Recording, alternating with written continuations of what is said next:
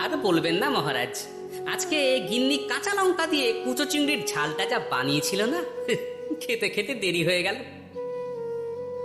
গোলগাপ্পি দেওয়ার আর জায়গা পাও না না? বিশ্বাস করুন, সত্যি খুব ভালো রান্না করেছিল গিন্নি, তাই আবার আরেক হাঁড়ি ভাত চড়াতে বললাম। আর সেটা খেয়ে আসতেই তো দেরি হয়ে গেল। আরো এক হাঁড়ি? মহারাজ কিছু মনে করবেন না, এই পাঠশালা বন্ধ করে সব গুছিয়ে তবে এলাম। সুপ্রভাত মহারাজ। সুপ্রভাত মহারাজ। প্রভাত আজকে আর শুনেই, তোমরা সবাই এত কুঁড়ে হয়ে গেছো যে কি বলবো। মহারাজ, এই কুঁড়েমির আসল কারণ হচ্ছে চর্বি। কথায় আছে, যত বেশি চর্বি তত তাড়াতাড়ি মরবি। আপনি কি বলতে চাইছেন মন্ত্রী মশাই, যে আমি তাড়াতাড়ি মরে যাব আর আপনি মজা দেখবেন? ঠাকুর ঘরে কে, আমি তো কলা খাইনি ব্যাপার হয়ে গেল। গোপালের একদম মোক্ষম জায়গায় আঘাত লেগেছে, যাকে বলে ওই আঁতে ঘা। তুমি বেশি কথা বলো না বৈদ্য, ছুঁচ করে চালুনির বিচার। হ্যাঁ, বৈদ্য তো দেরি করেই এসেছে। আমার মনে হয় প্রত্যেককে এমন ভাবে প্রশিক্ষণ দেওয়া দরকার যাতে তারা একটু চনমনে হয়ে ওঠে। হ্যাঁ মহারাজ, তাহলে আগামীকাল থেকেই শুরু হোক ব্যায়াম আর অস্ত্র শিক্ষা। কুঁড়ে থাকলে রাজ্যের কোনো বিপদ আপদেই সভাসদেরা কাজে আসবে না। ঠিক বলেছেন মহারাজ। তাহলে আর দেরি কেন, চলো সবাই এখনই আমরা মাঠে যাই। এই তো মহারাজ ভরপেট খেয়ে এলাম, এখনই মাঠে? ও সব অজুহাত দিয়ে লাভ নেই, চলো চলো চলো।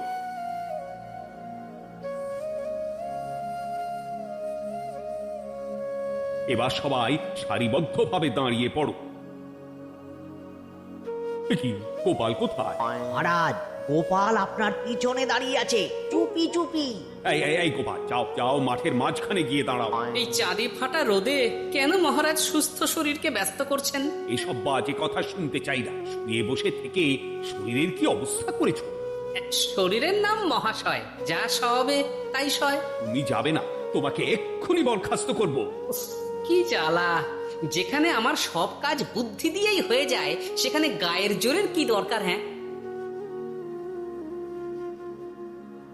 তাই গোপাল, আমি 1 থেকে 3 অব্দি গুনবো, তারপরে সবাই এই মাঠের ধার বরাবর 5 বার পাক দিয়ে দৌড়বে। ঠিক আছে মহারাজ, আমি প্রস্তুত। আমি রোগাপটকা আছি, কোনো সমস্যাই হবে না। হয়ে গেল। সবাই প্রস্তুত? 1 2 3। কি হলো গোপাল, দৌড়াও দৌড়াও। মহারাজ, এর থেকে বেশি জোরে পারবো না। আই, কে আছো? একটা কঞ্চি দাও। এই সেরেছে। বেশ হয়েছে, বেশ হয়েছে, ব্যাটার এবার চর্বি কমবে।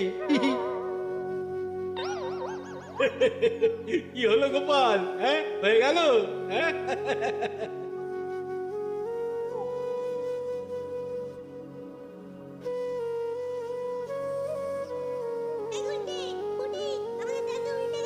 হ্যাঁ, তাই তো দেখছি। চেহারার কি অবস্থা বানিয়েছো গোপাল, হ্যাঁ? এতটুকু দৌড়তে গেলেই চিটপটাং। তাড়িয়ে দিন মহারাজ, এরকম বেঢপ চেহারা সভাসদকে আমাদের দরকার নেই। না না, তা বললে হবে নাকি গোপাল? তুমি এক্ষুনি বাড়ি চলে যাও, কালকে আবার মাঠেই দেখা হবে। ওরে বাবারে!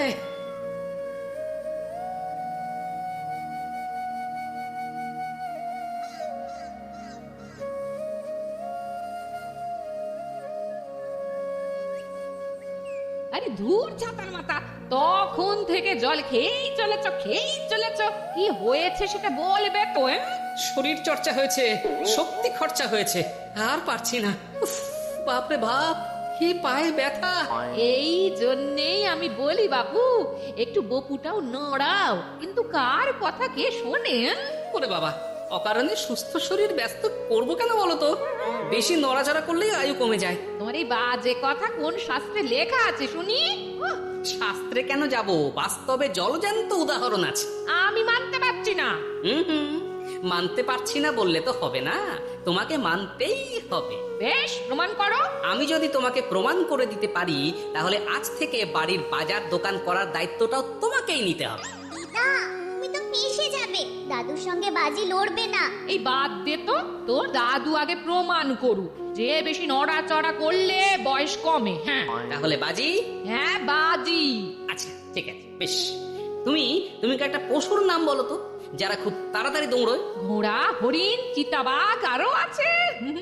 আচ্ছা, এবার সবচেয়ে আস্তে আস্তে কোন পশু চলে এরকম একটা পশুর উদাহরণ দাও। কেন কচ্ছপ?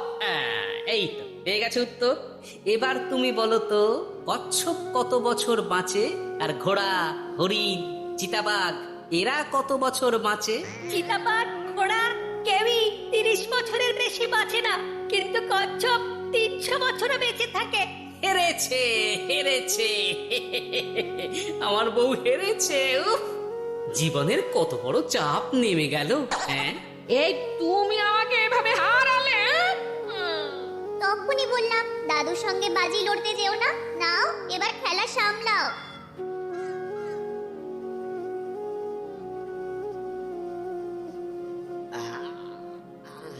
আরো ভালো করে মালিশ কর। আজকে ছোটাছুটি করে পা দুটো বেশ ব্যথা ব্যথা করছে। কালকে তো আবার অন্য পরীক্ষা। আরে আমার হালকা চেহারা আছে, সব সামলে নেব। কালকে তো অস্ত্র চালনা হবে, কালকে আমি কাঁপিয়ে দেব। কাঁপাতে তো হবেই মন্ত্রী মশাই। আমরা আপনার শরীরে এমন ঘষা মাজা করে দেব না, মনে হবে আপনি না একটা জলযন্ত্র অস্ত্র, ওই অস্ত্র চালনা করতে যাচ্ছে। বাস এই তো চাই। উরে বাবারে, আস্তে আস্তে। আরে বাবা, আপনার তো ইস্পাতের শরীর, ভাঙবে তবু মচকাবে না। চিন্তা করছেন কেন? ভয় পাবেন না, ভয়কে জয় করতে হবে। আরে আরে আরে, তোমরা আমার কথাটার সাথে করছিস কি? মানুষটা মরে যাবে তো। চিন্তা করো না গিন্নি। বাবা, ওরা বলেছে আমার ইস্পাতের শরীর, ভাঙবে তবু মচকাবে না। একবার একবার এই বুড়ো বয়সে হাত পা ভাঙলে কি সামলাবে শুনি? মন্ত্রীমশাই, আমাদের বকশিসটা দিয়ে দিন, আমরা কেটে পড়ি। বাবারে বাবা, দিচ্ছি। এনে, এত খাটানোর পরে এই এতেই এখন খুশি থাক। হ্যাঁ,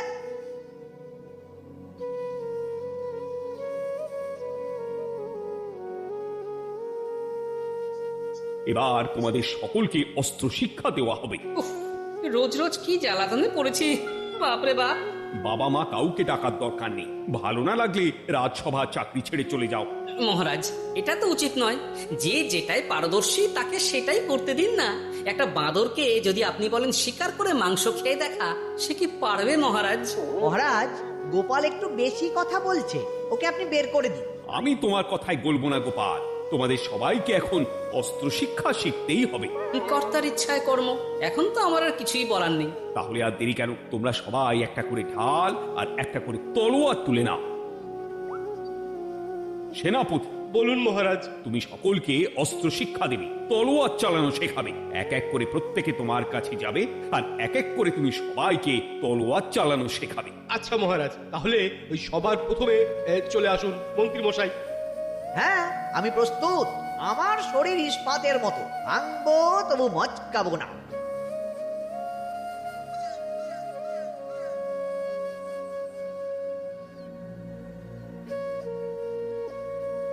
কি কেমন দিলাম? অত সহজ নয় সেনাপতি। আমি মন্ত্রী এমনি এমনি হইনি, আগে অস্ত্র শিক্ষা শিখে তবে মন্ত্রী হয়েছি। এটা কি হলো? হ্যাঁ, আপনি অস্ত্র শিক্ষায় পারদর্শী, কিন্তু আরো বিচক্ষণ হতে হবে। কারণ আজকে এই পাগড়ির জায়গায়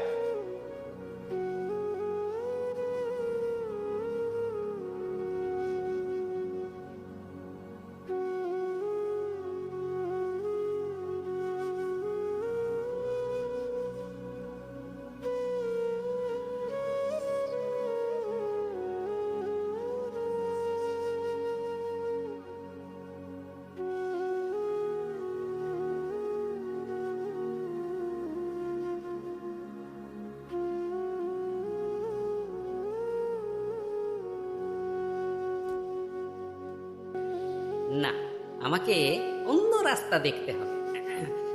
সেনাপতি, মহারাজের দিব্যি, তুমি আমার দিকে তলোয়ার ঢাল বাড়াবে না। এই এই, এটা কি হলো? সত্যি তো, এটা কি হলো? গেল গেল গেল গেল গেল গেল গেল দুটিটা খুলে গেল গো। দেব নাকি এবার কুচ করে কেটে? জিতে গেছি, জিতে গেছি। এটা কি হলো? শত্রুপক্ষ কখনো কারো দিব্যি শুনবে না। আর সেনাপতি, তুমি কি ওখানে দাঁড়িয়ে দাঁড়িয়ে মজা দেখছো? আমি কি করব মহারাজ, গোপাল যে আপনার দিব্যি দিয়ে দিল। গোপাল বেটা খুব চালাক। তাহলে এখন উপায়? ওসব গোপাল তোমাকে বোকা বানাবার জন্য করেছে। তুমি ধুতি ঠিক করে আবার লড়াই চালিয়ে যাও। যথাজ্ঞা মহারাজ। কিরে ন্যাপলা, তোদের দিদা আমার জন্য কি রান্না করে পাঠিয়েছে রে? এই তো ভাত, আলু সেদ্ধ, পুঁই শাকের ঝোল আর রুই মাছের ঝাল। আর তোদের যে তোষক বিছানার চাদর আনতে বলেছিলাম, এনেছিস তো? ওই তো দাদু, পুটলি পুলকে আর বাকিরা সবাই ধরাধরি করে নিয়ে আসছে। ব্যাস, তাহলে তার কোনো চিন্তা নেই। খেয়ে একটা জব্বর ঘুম দেব, কারণ এখানে যা রঙ্গ দেখছি তাতে বিকেল হয়ে যাবে। তলোয়ার শিক্ষা আজকের মতন এটুকুই থাক। এবার শুরু হবে বল্লম শিক্ষা। সবাই আবার আগের মতন সারিবদ্ধভাবে দাঁড়িয়ে পড়ো। আহ, তোদের দিদা ওই সবটা কিন্তু বেশ জব্বর বানিয়েছে। তোদের দিদার হাতের রান্নার কোনো তুলনাই নেই। আহা, কি স্বাদ! কি গোপাল আবার কোথায় গেল? এই তো মহারাজ, আমি এখানে ওই পুঁয়ের ঝোল আর রুইয়ের ছাল দিয়ে ভাত খাচ্ছি। এসব কি মাঠের মধ্যে খাওয়া? আরে শরীরটাকে তো রাখতে হবে। তাড়াতাড়ি খেয়ে এইদিকে এসো। আসছি আসছি আসছি।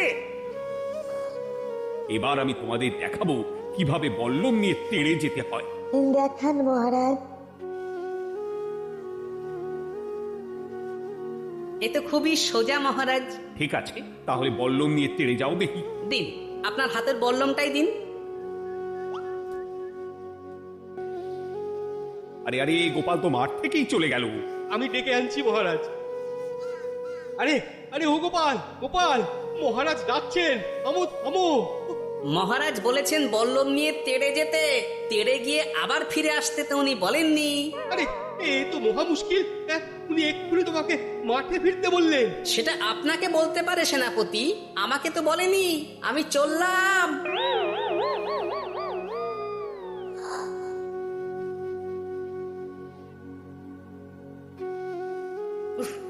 বাবারে বাবা, কি ঝক্কি! অনেক বুদ্ধি করে মাঠ থেকে খাটে চলে এসেছি। আমি আর উঠছি না।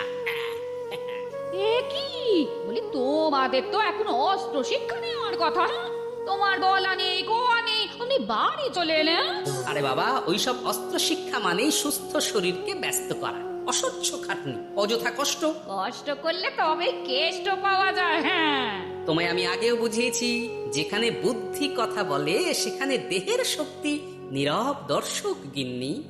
আরে বাবা, সে না হয় বুঝলাম, কিন্তু মহারাজ তো ভালোর জন্য সবাইকে অস্ত্র শিক্ষা দেওয়ার চেষ্টা করছে না? আরে বাবা, যার যা কাজ তাকে সেটা করালেই পারে।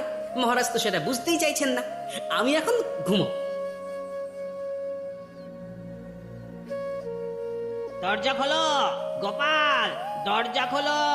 গোপাল, গোপাল, দরজা খোলো বলছি। ব্যাস, হয়ে গেল। একটু শান্তিতে ঘুমাবো তার জো নেই। দরজা খোলো গোপাল। বলুন মহারাজ। তুমি কি পেয়েছোটা কি গোপাল?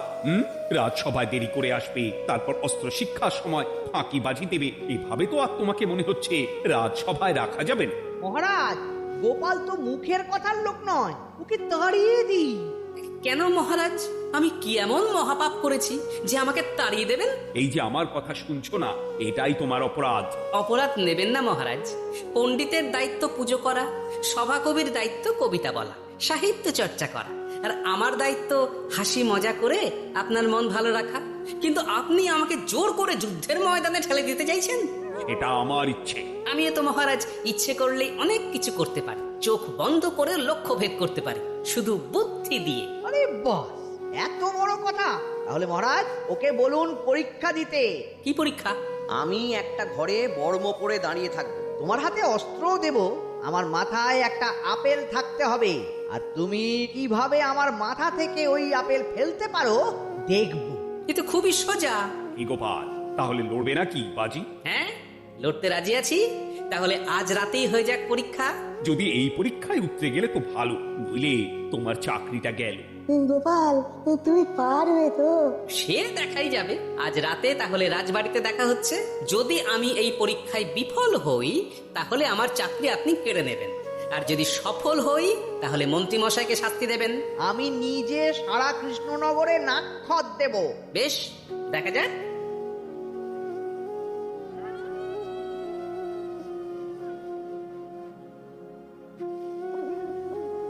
কি মন্ত্রীমশাই, ব্যবস্থা সব ঠিকঠাক হয়েছে তো? হ্যাঁ, এবার শুধু গোপালের পরীক্ষার পালা। আমি তাহলে বাইরে গেলাম, গোপালকে পাঠিয়ে দিচ্ছি।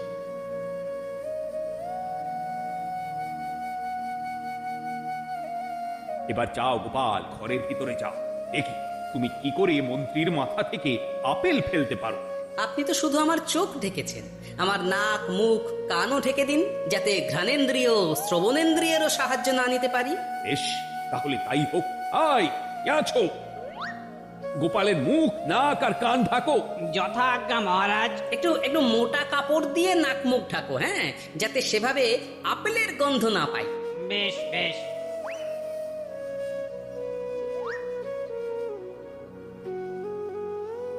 যাও গোপাল। গোপাল, এবার তোমার চাকরি গেল। এবার তুমি কি করবে? কি করবে? দৌড় ঝাঁপে ফাঁকিবাজি? হ্যাঁ?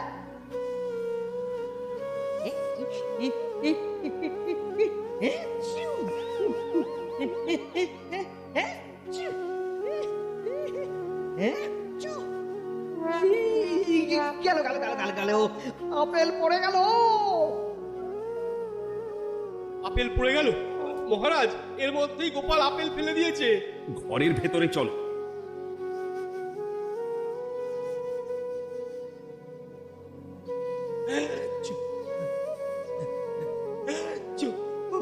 বাবারে, এ কি?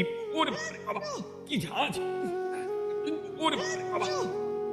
কি মহারাজ, দেখলেন তো গোপালের চমক? অস্ত্র ছাড়াই আপেল ফেলে দিলাম। কি? এটা তো তুমি নীতি বিরুদ্ধ কাজ করেছো। সারা ঘরে রশ্মি ছড়িয়ে দিয়েছো। মহারাজ, হাঁটতে গিয়ে আপেল পড়ে গেছে। এবার সারা কৃষ্ণনগরে নাক্ষত দিতে হবে। সত্যি সত্যি গোপাল, বুদ্ধিতে তোমার জুড়ি মেলা আভার। আমার নাম গোপাল ভাঁড়। একটা কথা মনে রাখবেন, কেউটে সাপের লেজে পা দেবেন না, আর গোপালের কাজে বাধা দেবেন না।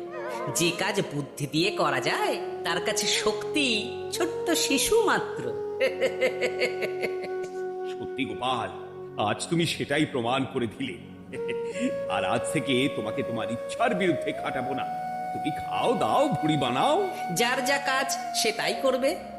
যেমন এখন মন্ত্রী মশাই নাক্ষত দেবেন। হ্যাঁ,